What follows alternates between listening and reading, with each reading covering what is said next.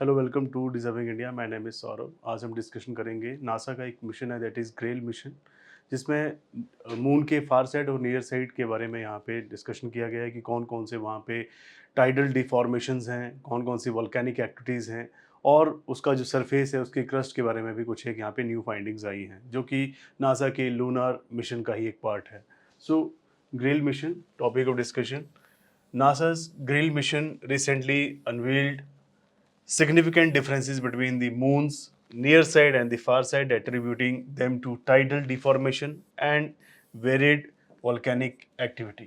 तो अभी नासा का जो ग्रेल मिशन है उन्होंने रिसेंटली कुछ एक महत्वपूर्ण यहाँ पे अंतर देखे हैं, डिफरेंसेस देखे हैं, जो कि मून के, चंद्रमा के फार साइड और रियर साइड के बीच में ये दोनों डिफरेंसेस देखे गए हैं। अगर हम बात करें तो यहाँ पे मेन जो एट्रीब्यूशन है that is of tidal deformation. Tidal deformation के बारे में हम आगे डिस्कशन करेंगे। साथ साथ में वेरिड वोल्केनिक एक्टिविटी, तो यहाँ पे वोल्केनिक एक्टिविटीज़ जो हैं वो भी यहाँ पे अलग अलग देखी गई हैं। सो फाइंडिंग्स क्या हैं अभी रिसेंट, उनके बारे में हम डिस्कशन करेंगे। अब ग्रेल मिशन है क्या? द ग्रेल मिशन, जिसकी फुल फॉर्म है that is gravity recovery and interior laboratory, is a NASA lunar mission launched in 2011. So gravity recovery and interior laboratory, ये जो यहाँ पे मिशन है, ये नासा का लूनार मिशन है जो कि 2011 में शुरुआत इसकी की गई थी। It consist of two robotic spacecrafts, Ebb and Flow. तो अगर हम बात करें नासा के इस मिशन के बारे में, तो यहाँ पे दो रोबोटिक एयरक्राफ्ट, स्पेसक्राफ्ट को यहाँ पे लिया गया है, जिसमें से एक है एव और दूसरे का नाम है Flow, which orbited the moon to create most detail gravitational map of the lunar surface to date. तो अब इन दोनों रोबोटिक स्पेसक्राफ्ट, जो जिसका नाम एक का है एब और दूसरे का नाम है फ्लो, इन दोनों को यूज़ किया गया स्पेसक्राफ्ट्स को। इन्होंने जो मून का सरफेस है उसका एक प्रॉपर ग्रेविटेशनल मैप बनाने की यहाँ पे कोशिश की। The mission's primary goal was to measure variation in the moon's gravitational field. तो जो इस मिशन का जो प्राइमरी गोल था वो ये था कि मून का जो ग्रेविटेशनल फील्ड है उसकी वेरिएशंस को यहाँ पे देखा जा सके। साथ साथ में it provided critical insights into internal structure and the geological history. तो इस ग्रेविटेशनल फील्ड ने और जो इसमें जो क्रिटिकल इंसाइट्स हैं, इसमें इंटरनल स्ट्रक्चर जो है मून का उसकी स्टडी करने के लिए, और जो क्रिटिकली इसमें जो जियोलॉजिकल हिस्ट्री है उसको स्टडी करने के यहाँ पे काम किया गया। Grail mission achieved by precisely measuring the distance between the two spacecraft as they orbited from the moon. So यहाँ पे दो एयरक्राफ्ट जो कि स्पेसक्राफ्ट हैं आपके पास, एव एंड फ्लो, इन दोनों को यूज़ किया गया सो दैट जो इसके अराउंड, मून के अराउंड जो ऑर्बिटिंग इन्होंने स्पेस को कंप्लीट किया, तो उसमें इन्होंने डिस्टेंस को यहाँ पे मेजर किया। Even tiny changes in the distance caused by variation in the moon's gravitational pull. तो अगर जरा सा भी चेंज है यहाँ पे देखा जाए तो ग्रेविटेशनल पुल के साथ ही देखा जाता है। मून का जो इंटीरियर पार्ट है, उसकी जो क्रस्ट की थिकनेस है और उसका जो सरफेस में कुछ एक एनॉमलीज है, यहाँ पे उनको भी डिस्कस किया गया। This approach has proven crucial for understanding the forces that shape the moon's contrasting hemisphere। तो इस अप्रोच से ये पता चलता है कि मून का जो जो फोर्सेस इसके ऊपर एक्ट कर रही हैं, जो इसके दोनों हेमिस्फीयर पे जो फोर्सेस यहाँ पे एक्ट कर रही हैं, दोनों ही कॉन्ट्रास्टिंग है, मतलब दोनों ही अलग अलग हैं। तो GRAIL discovered that the moon's crust was more porous. जो मून की क्रस्ट है, जो सबसे अपर मोस्ट पार्ट है मून की लेयर्स का, दैट इज क्रस्ट, जो क्रस्ट है यहाँ पे बहुत ज़्यादा पॉरस है, इतनी ज़्यादा थिक नहीं है जितना यहाँ पे सोचा जाता है, राइट। तो it discovered long linear features called, यहाँ पे डाइक्स यहाँ पे पाए जाते हैं। डाइक्स जो हैं ज़्यादातर अगर आप देखेंगे तो आपके वोल्केनोज में ही पाए जाते हैं, राइट। तो यहाँ पे डाइक देखे गए हैं, जिससे ये पता चलता है कि जो मून का सरफेस है वो सेवरल किलोमीटर्स तक जो है यहाँ पे एक्सपेंड होता रहा है। रिसेंट जो फाइंडिंग्स है उसमें ये देखा गया है कि there is a significant difference between the moons near side and the far side.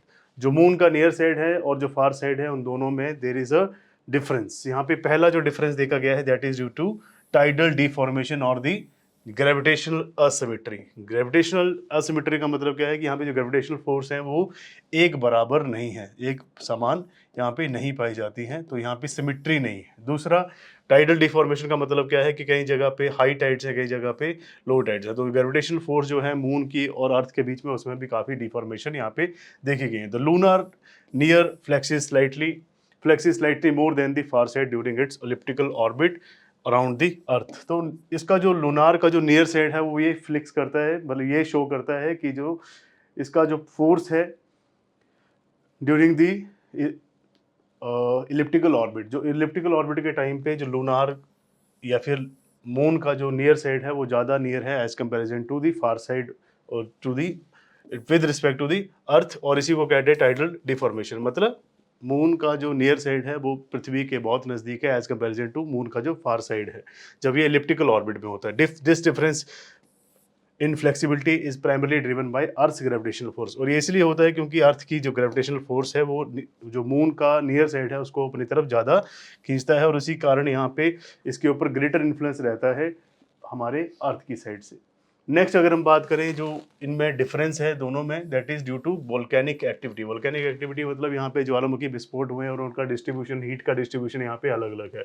Moons near side was once more volcanically active than the far side with vast plains of basaltic rock known as mare. तो जो moon का near side है, किसी समय यहाँ पे बहुत सारे वोल्केनिक एक्टिविटी हुआ करते थे, बहुत सारी ज्वालामुखी गतिविधियाँ यहाँ पे हुआ करती थी, और ये फार साइड से भी कहीं ज़्यादा है। तो इसीलिए यहाँ पे अगर आप देखेंगे तो ज़्यादातर यहाँ पे आपको बासाल्टिक रॉक या फिर बासाल्टिक प्लेन्स यहाँ पे देखने को मिलते हैं। This volcanic activity concentrated heat producing radio active elements like thorium and titanium in the near side of the mental. तो इसी वोल्केनिक एक्टिविटी के कारण जो मून का नियर साइड है उसमें आपको ज़्यादातर जो है हीट देखने को मिलती है। क्यों? क्योंकि यहाँ पे रेडियो एक्टिव एलिमेंट्स हैं जैसे कि थोरियम और टाइटेनियम, जो कि वोल्केनिक एक्टिविटी के कारण ही बने हैं, जिसके कारण अगर हम देखें तो there is a significant difference between temperature difference between two hemisphere. तो मून के जो दोनों गोलार्ध हैं, दोनों ही जो हेमिस्फीयर है उसमें टेम्परेचर का भी बहुत ज़्यादा डिफरेंस आपको देखने को मिलता है, क्योंकि ये लॉन्ग टर्म थर्मल इम्बैलेंस यहाँ पे देखा गया है